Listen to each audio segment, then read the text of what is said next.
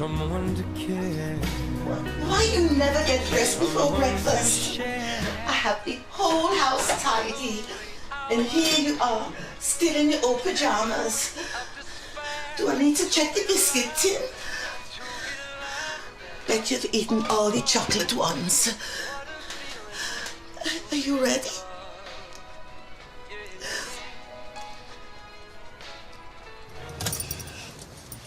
Could drive you back home? No.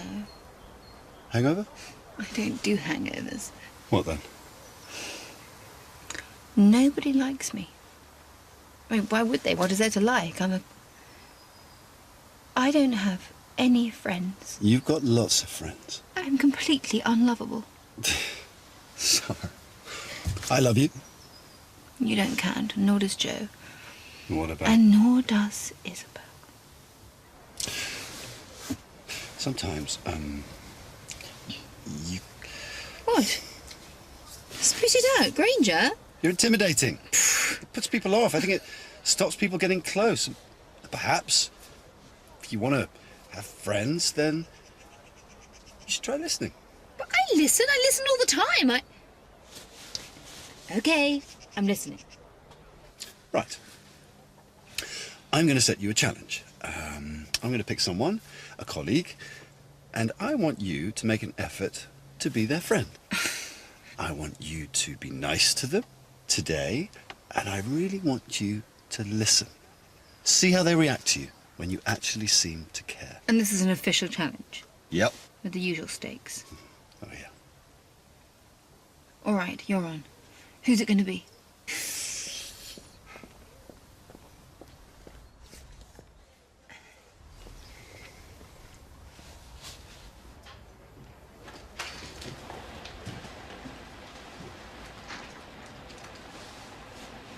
Good morning, Valerie. How's things? Things? Sit yourself down. Why don't I make the coffee? Or is it tea? Tea? Well, sit yourself down then. When was the last time that you and I had a jolly good chinwag? You and me? Yes, you and me. What's happening in Valerieland? Tell me all about it. Well, I'm listening. I'm all ears. actually, I think I better go and check the emails. It's nearly 9 o'clock. But what about your tea?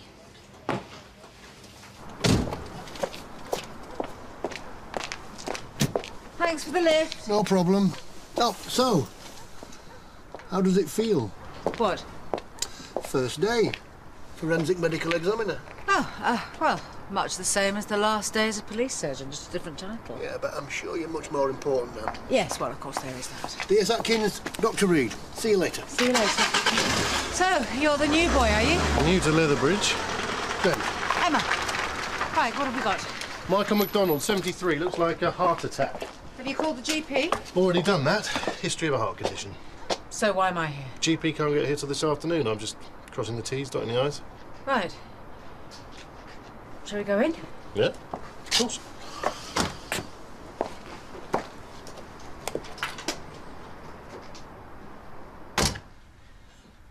Mrs. McDonald, Dr. Reed. Hello, Mrs. McDonald. I'm Emma. I'm so sorry. Thank you, Doctor. I can't say it was a surprise. You okay? Nothing that a whiff of oxygen and a few painkillers won't cure. Oh, can I get you both a cup of tea and a biscuit? No, thank you. Gosh, it's me who should be asking you that. The body, Dr. Reed. Mrs. McDonald, I need to take a look at your husband. Would that be all right?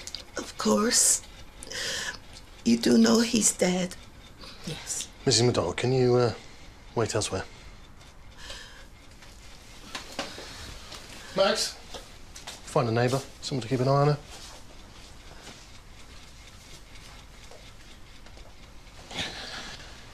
So, what do you think? No obvious sign of life, so I'm happy to call life extinct. Can't see anything suspicious. No obvious signs of any injury. But the coroner will probably want to do a post-mortem. Right. Are you single? Pardon? It's not a difficult question. You're either single or you're not. Yes. And I'm not interested.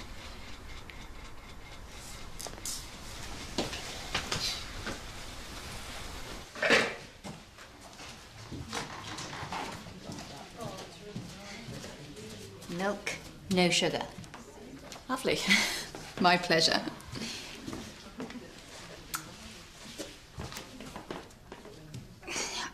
I know that things haven't been easy for you recently.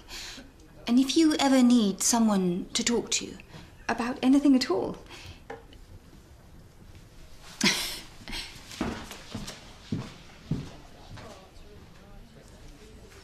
Thanks.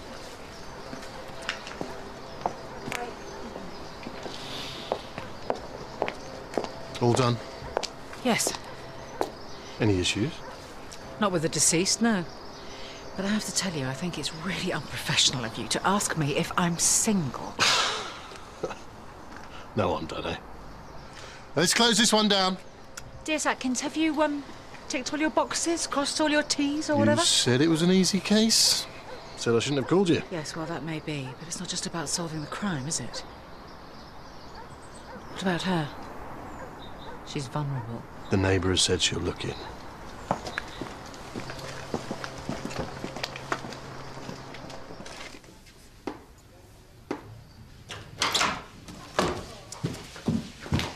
Valerie, can you find me a stapler that actually works? Dr. Carmichael. Valerie. Hello, Barry. How are you? I'm obliged to inform you that once again a number of patients at this establishment have been availing themselves of parking facilities which do not pertain to the campus surgery. Thanks for letting us know. We will certainly do something about that, won't we, Dr. Carmichael? Of course. We can't just have patients parking willy-nilly. I'm really pleased to hear that, Dr. Carmichael. It's much appreciated. And we appreciate you, Barry. Don't we, Valerie? We do. Well, I'll be on my way.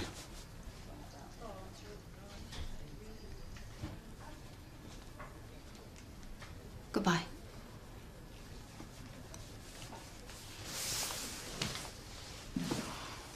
Thank you. I think that went quite well, don't you? Oh, Zara, his little heart's broken.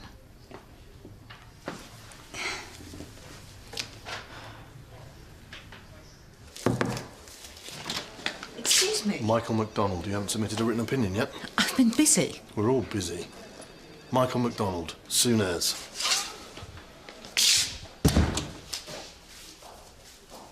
I thought you were coming over this afternoon.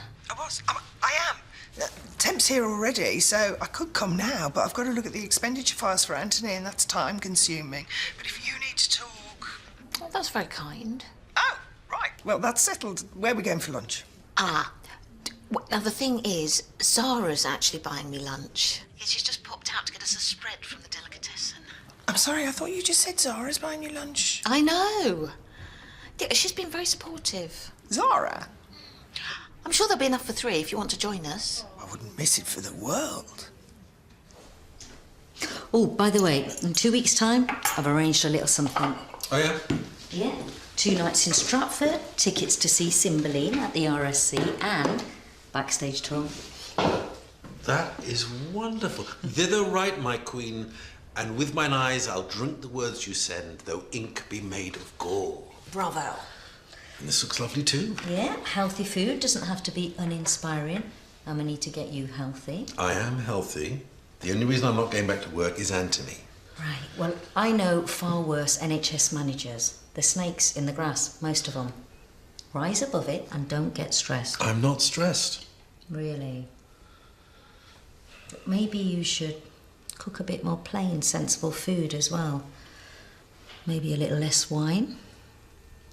Maybe we shouldn't be so physical. What? I'm not saying abstain completely. I'm just saying be a bit more careful. I want you to stick around, Heston Carter.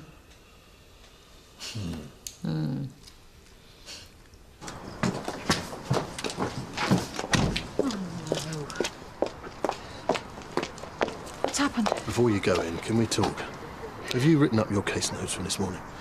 You didn't call me out here to check whether I've done my paperwork. Have you notified the officer in charge? What? Is it filed? Yes, including the bit where I recommended you should keep an eye on the widow. Excuse me. I've invited Karen to join us. Hope that's okay. Of course. There's plenty to go around. Oh, thank you. Oh, it is lovely. Both of you, such friends. Always here for you, Valerie. Exactly. Shall I serve? So, any word from Barry? Oh, Karen. He came in this morning, didn't he, Zara? Oh, that must have been hard. Well, not for me, but for him. I think he is in the depths of despair. A blissful future has been snatched away from him. All his hopes have been dashed. Is that how you saw it, Zara? I think that he is still coming to terms with his change of fortune. You don't think he'd do something stupid? No. So, what brought you over to see us, Karen? I thought Valerie could do with a friendly face. Oh, I already had a friendly face. But still, it's very nice to see another one, Karen. You have got a very friendly face. Why don't you make yourself useful and get that husband of yours to check up on Barry? It's hardly a case for the police. Well, Rob was his best man. Perhaps he could gently probe and see how he's taking it. I think it would give Valerie tremendous peace of mind. Oh, it would.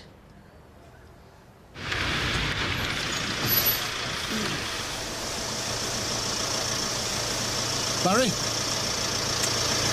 Rob? You all right? Tinkety boo. Good.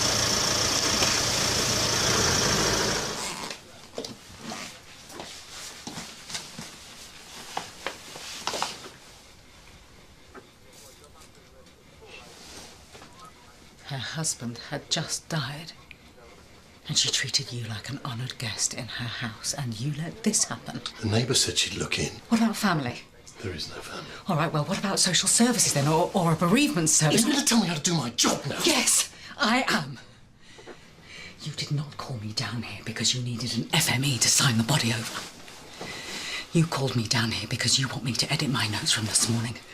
You want the record to show that there was no reason to suspect that this might happen. Well, tough! I warned you. And you did nothing. This woman's death, it's on you.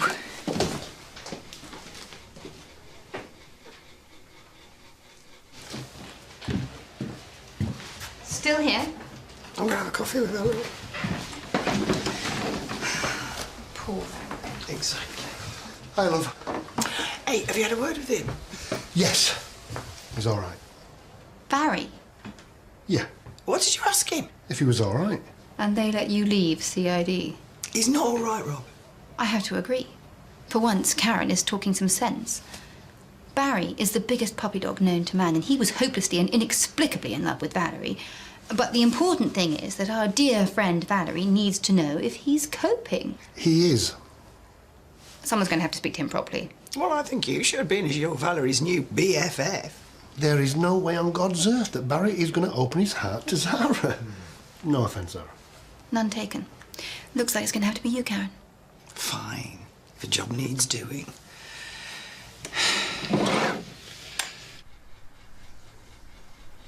Have these been processed? Not yet. I need to bag them. Was there a note? Yes. The Complaints Commission are going to be all over this. IPCC. Right now, do you think I care about the IPCC?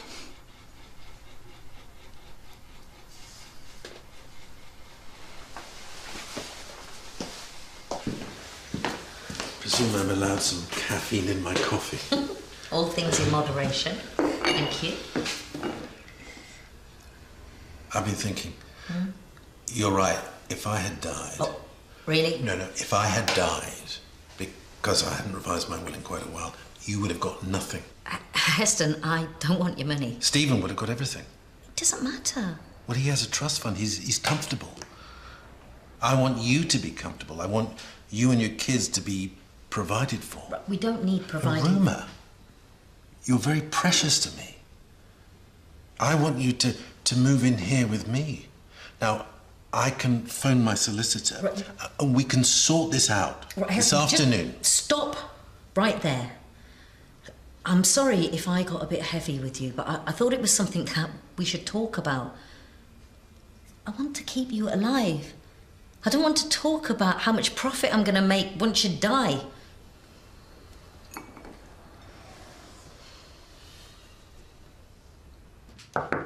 Yes. Valerie. Can I have a word? I was expecting Mr. Sharif. Oh, he doesn't mind waiting. He's a very nice man. Okay, well, just a quick minute then. It's about Barry. Of course it is. I am very worried about him.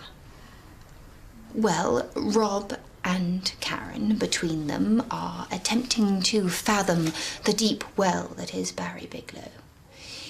In the meantime, you need to stay strong and know that you can rely on the help of your friends. Oh, yeah, I know I can. Yeah, but I do worry. Sometimes I do. I worry that it's all my fault. Valerie. I wonder if there's something wrong with me that makes all these bad things happen. It's not Barry's fault he fell in love with me, is it? That's me.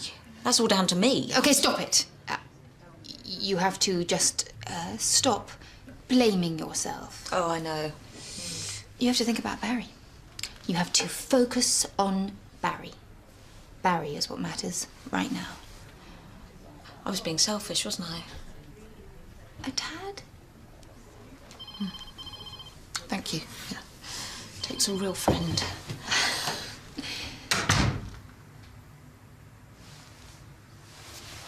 Okay. Come in.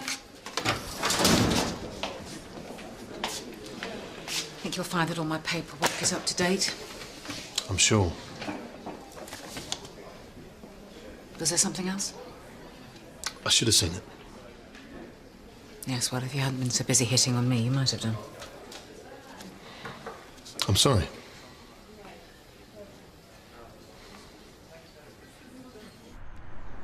Flaming Ada, it's just a cup of tea and a sticky bun. Might be seen as an inducement. It's not a bribe. Or a distraction. You could be distracting me with your sticky bun when all sorts of nefarious practices take place around the corner. Barry, shut up and eat your bun. Doubtless there's a quid pro quo. I want you to be honest and truthful about how you're bearing up. Rob's report wasn't good enough then. We're worried about you. We're worried about you. Valerie is worried about you. Honestly, Karen, wasn't entirely unexpected. I'm disappointed, of course. But I have a history of disappointment dating back to my first school discotheque. I was pleasantly surprised my relationship with Valerie lasted as far as the church altar, even if it didn't get beyond it.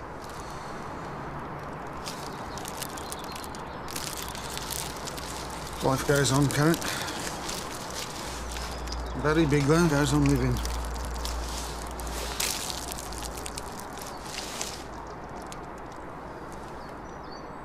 I was distracted. Not by you, by... New job, first call out, it's just a heart attack. Doesn't reflect very well on me. What I said to you, I know. This could kill my career. When they interview you... I won't lie.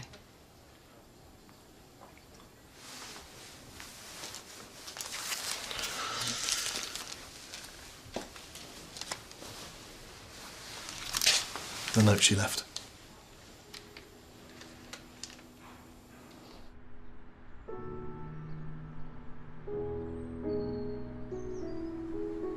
To whom it may concern,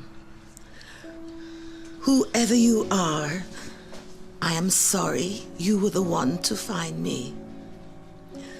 I hope it wasn't too much of a shock.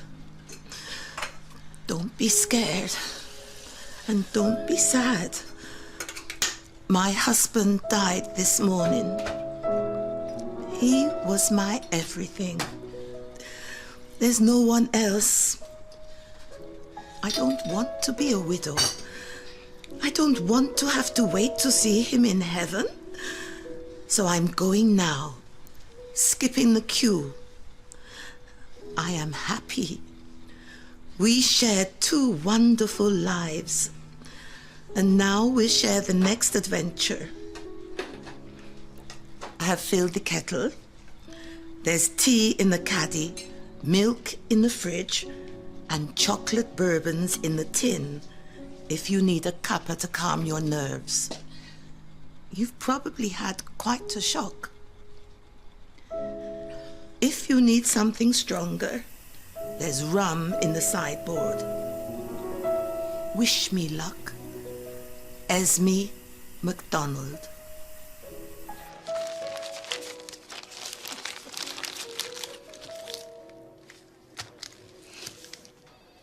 The pills were a mixture of everything.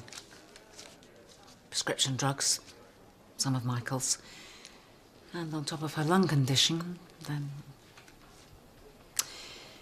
she'd clearly been stockpiling them for months, possibly years.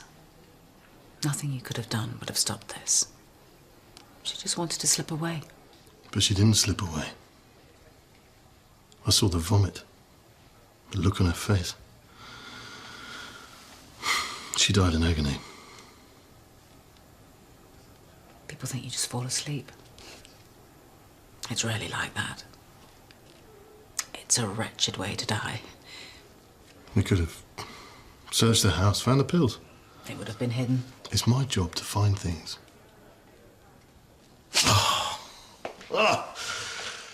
God-awful first day.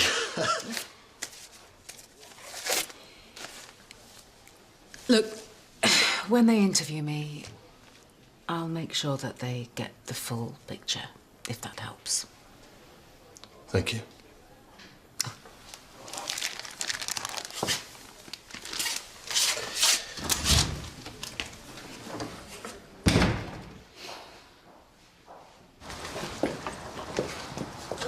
I'm sorry. You have nothing to apologise for. I hijacked your lunch plans. I talked about death and inheritance. Oh, let's do lunch again. Yes, and thank you for your dietary recommendation. Look, your health, let's just deal with that, please. Everything else can wait.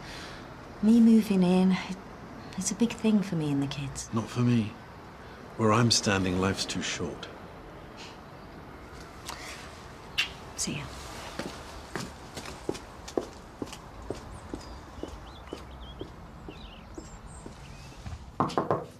Hello. I have patience to see Valerie. Mrs. Petherbridge said she'd give us a minute.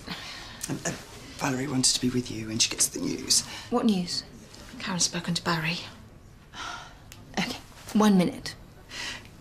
So, I spoke to Barry. 55 seconds. All right. Zara's a very busy lady, Karen. You can't stretch this out for dramatic effect. We both need to know how bad Barry is feeling, but we don't need any extra histrionics from you. Not now. Not when it's Barry's mental well-being that matters. Isn't that right, Zara? Barry. Absolutely fine. No. Really? Really. He's very philosophical about it. He says he's hurt, but he'll mend. Oh, good for Barry. No, that's not true. No, I know Barry. He is hiding the depths of his emotional anguish. I don't think he is. He is. He's doing it for me, to protect me. Stop me torturing myself with unimaginable guilt. I think... No, you don't know Barry the way I do. Oh, I can't bear it. Poor Barry. Pining for my love and drowning in the depths of his sorrow. Okay, honestly, Valerie, stop it. Barry is probably absolutely fine. He's probably counting his lucky stars that he doesn't have to listen to you babbling on in your self-centered fashion day after day until death do you part. He has had a very narrow escape. How could you? How could you say that to a cancer survivor?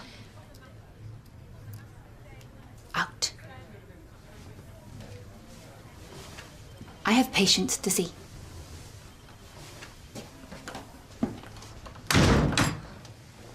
What? Just looking forward to my prize. Usual stakes, was it? It was a ridiculous challenge. Nobody, but nobody could be friends with that. Well, I thought that's what you wanted.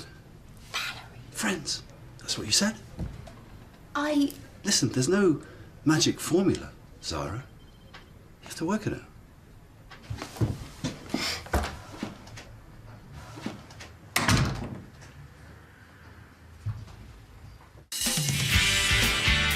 Anthony Harker, practice manager. Are you aware there are loose paving slabs outside the main entrance? She's just banging on about her rights. The struggle for equality, equal access for all, I mean... Mr. Harker, if I were you, I'd stop blaming others for your practice's shortcomings and start taking some responsibility for doing something yourself.